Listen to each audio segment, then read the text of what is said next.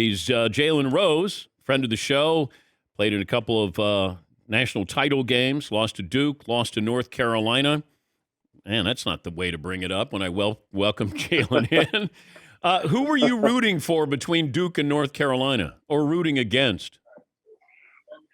Good morning, my brother. Is that a trick question? Everybody know I'm rooting against Duke first, second, third, fourth, and fifth. No accident. Were you rooting for Carolina or just rooting against Duke? I think the latter. I think when I met C.J. McCollum for the first time after 15th seeded Lehigh knocked off the number 2 seeded Duke Blue Devils, I gave him the biggest hug. He was just looking at me like, I don't even know you. You know what I'm saying? I was like, thank you. I saw the Carolina team in New York City. They were here for the ACC tournament, and after they beat Duke during the ACC tournament, I thanked them then. Thank y'all. I never knew that they playing for the first Final Four in the first time. When did you start hating Duke? Tournament. When did you start hating Duke?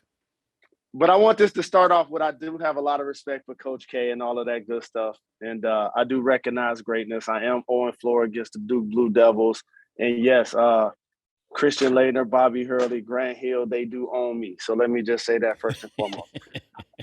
In all honesty, I started hating Duke when they started being really good, and they started beating all of the teams that I rooted for. Like, I idolized UNLV. I cut a part down the middle of my head like Larry Johnson and Kenny Anderson. Like, I had a fake gold tooth in my mouth like LJ. I was left-handed like Stacey Augmon and Greg Anthony. Anderson Hunt went to my high school, Detroit Southwestern. He was the Final Four MVP. When they beat Duke, I was in his basement watching the game when they lost. I never thought the next year I'd be playing against Duke. So I got it honest. I truly got it honest. Did you think about going to UNLV? I did. I took a few visits. I took at that time you normally took visits where you saw local stars also have success. So I took a visit to Syracuse because Derek Coleman was there. Steve Smith was at Michigan State, took a visit there. And obviously UNLV with Anderson Hunt, absolutely. And Tark the Shark, rest in peace, I love him. You know, one of his favorite lines was, when the NCAA get mad at Kentucky, they put Cleveland State on probation. That's so true. That's so true. You know, the NIL should be named after Tark the Shark, but definitely took a visit and definitely looked up to that UNLV team. How wild did the recruiting visits turn out? So, like, what's the statute of limitations? You're good. Yeah, you know what I'm saying? Here's the thing, right? So if you're recruiting me, your goal is to show me a good time. And if I'm a teenager and I'm coming to your college campus, how can I show you a good time? Only so much, like, architecture you can show me. Like, this is, you know, this the is library. This is arts and crafts building, and look at the facility right here. Look at this locker room. As a matter of fact, that can be your locker right there. And then, you know, you meet with the academic advisors and they take you to a nice lunch and all of that. But you're like, I'm still a high school trying to be a college kid. Like, where's the real fun at? And then they turn you over to the players at that point. And then you have a couple of chaperones or hosts. And obviously you try to touch base prior so they can kind of see what you're interested in, you know, certain beverages that you might like, or, you know, places that you might like to go, or music that you like to hear, that type of thing. Got to make sure that it's a shared fun experience, because you want the recruit to sign a national letter of intent. Who's a number 1 seed when it comes to entertaining? The number 1 seed. I heard you mention Wilt Chamberlain as the Final Four MVP, even though his team lost. Like, he's the number 1 overall seed. No, schools that number 1 seed. How could it not be the Running Rebels? Yeah. Like, how could it not be the Running Rebels? And they play in Vegas? Like, think about this. When your recruiting trip has you in a casino, that's different. It's just different. Well, not many recruiting trips where you also might need bail money. Well, or you had a kind of relationship so you don't have to worry about that. Yeah. We're talking to Jalen Rose, NBA countdown analyst, co-host of Jalen and Jacoby. Anthony Davis, Marvin, play Anthony Davis. Anthony Davis had this to say. He just got back. They lost to Denver yesterday, and he said this after the game. There's no moral victories in this league, especially with us. The whole world want to see us lose, to be honest. So, but, my job is to be on the floor and help these guys win. Is the whole world out to get the Lakers? No, that's just what the expectations that come with being a part of a storied franchise. He understood that. That's why he wanted to leave New Orleans to go join LeBron in LA and ultimately win a championship. But also that same fan base and those same expectations to help you get the 17th championship are the ones that the fans hope that you can play more games than you missed this year. And that's what happened with Anthony Davis. And so when you look at the standards, get a magnifying glass when you get a chance and look at the standings to find the Lakers. Yeah, no. Like as somebody that has been around this league my entire life, like this is to have the level of talent on their roster. LeBron is flirting with the scoring title and playing at an elite level at this point of his career. And Anthony Davis still a top 10 player. And say what you want to say about Russell Westbrook shooting, he's still a productive player. When you have those three guys in uniform and you're one of the worst teams in the Western Conference, like that's just unacceptable. And so it's not that people want to see them lose. It's that people happy that they now get a chance to beat them and kick them when they down. That's different. Who plays worse defense, Brooklyn or the Lakers? Wow, 6 in one hand, half in another. One has LeBron playing a lot of minutes at the 5, and the other has KD quasi playing a lot of minutes at the 5 in theory. I would say you got to say the Lakers. You got to say the Lakers. Like, they're just so bad defensively. And the body language says a lot. And it's from each of the players. It's when somebody misses a layup or somebody does a bad pass. You have one guy trotting back, and then the other team just flying high and mighty, trying to beat down the purple and gold. So I would have to say the Lakers are the worst defense. There was a stat that I had here, Jalen. I'm curious how you would react to this. 37 different players have recorded triple-doubles this year. That's tied for the most in the last 40 years. How do we get to that point where triple-doubles are commonplace? Well, a triple-double used to have more impact on the game because the score was lower, first off. So, like, there was a period of time when, like, the legend was putting up triple-double records, and I, as a player, thought that they would never be taken down, like the high score in a video game. And then I saw great players like Magic come through the league. I was like, if Magic doesn't do it, it'll never happen. If Jason Kidd never does it, it'll never happen.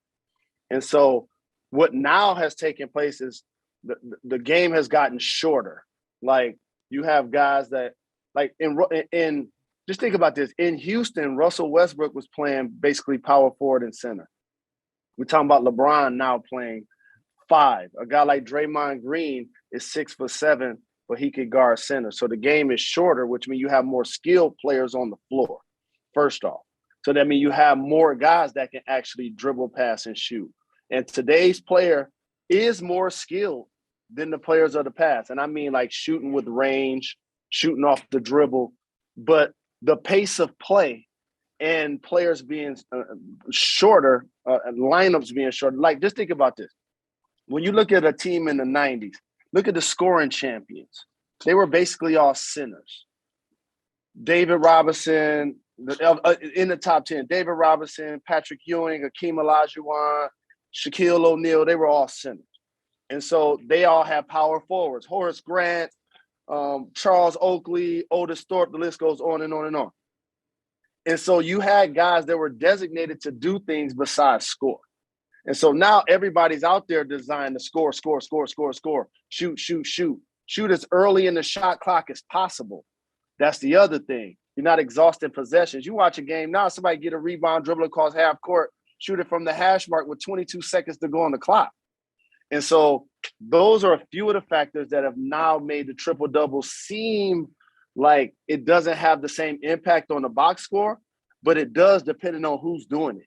That's why the Joker might have a chance to win back-to-back MVP, because his triple-doubles, Dan, they're impactful because he's a 5 out there shooting threes and basically leading the league in assists on one of the league leaders in assists. So he's been a joy to watch this year. When they're all done, these careers, let's say 15 years down the road, Greek Freak, Steph's done, Embiid, KD, who's in the top 10? Out of that group, somebody's going to get into the top 10, which means somebody comes out of the top 10. Or, well, maybe you don't think that somebody's going to get in the top 10. So I love this topic because being born in the early 70s and being around the game for my entire life, it's important to me to always have a perspective and appreciate the players of the eras that get left out, that get lost because they weren't around with social media or YouTube or whatever. And so for me, like the first 4 or 5 basically are like ironclad. And the reason why I say that is because they've accomplished things that no one else will be able to accomplish to remove them from this slot. Yeah. Michael Jordan, 6 championships, 6 finals MVPs, 2 separate three-peats. Kareem Abdul-Jabbar, 6 championships, 6 MVPs, all-time leading scorer till LeBron passed him. Unstoppable trademark, skyhook. Bill Russell, 11 championships in 13 years, dominated the boards, played defense like nobody has ever done. Like those 3 people have accomplished things that I don't believe somebody else that's going to play this game is ever going to accomplish, the things I just said. So to me, those human beings are ironclad. I used to have like now a second tier. So LeBron has entered that tier. Magic Johnson has entered that tier. Kobe Bryant, Larry Bird, Tim Duncan, Shaquille O'Neal, and this just off the top of the dome. I know I'm going to forget somebody. But it's tough to me to think that Kevin Durant is going to surpass any of the players I just mentioned. He could, but Steph Curry, they still have more work to do, Dan. That's what I would say. Both of those guys still have more work to do. Giannis, I believe all 3 of those guys will be flirting with it. How about that, to your point? They'll be flirting between the conversation of 8 or 9 and like 13 or 14. Those guys will, when their careers end, be a part of that conversation. But I don't think they'll like crack like the top 5 or 6. I don't know if I ever told you this. I grew up in Cincinnati. I saw your dad play. When the Pistons, I need stories. When the Pistons came to town. Well, see, I was a big Dave Bing fan. Godfather, the legend. I love Dave Bing. But your dad, he might average 21 that year in 1972, 71, 72. And I just remember he was at backcourt. You know, I just watched Dave Bing. But your dad could put up some points there. Thank you. I appreciate that. And I'll never forget one time I was in Los Angeles. It was like the mid-'90s, and I never truly saw this. I was watching like NBA channel, and it ended up being the 1972 All-Star game. And I can't lie, this is actually sad, but it's true. Like, A, I didn't think that he might be in the game, and B, I was watching the game and didn't stop until I saw Wilt, and then I saw Jerry West, and then I saw Dave Bing. And then I saw my father, Jimmy Walker. And then I actually started watching the game. True story. Walt Clyde Frazier, all of them were a part of that game. So historic time, definitely. And he rubbed elbows with the greats. How old were you when you were watching your dad in the All-Star game? I was in the league then. I was probably like 22. Oh, watching the old clips. Oh, okay. I'm Yes. thinking you're watching your dad in the All-Star game when it was actually happening. So you're just. Oh, yes. Yeah. Correct. I wasn't fortunate enough to to be around any of his NBA action. What was his Since number? we never met. 24? 24 was his number?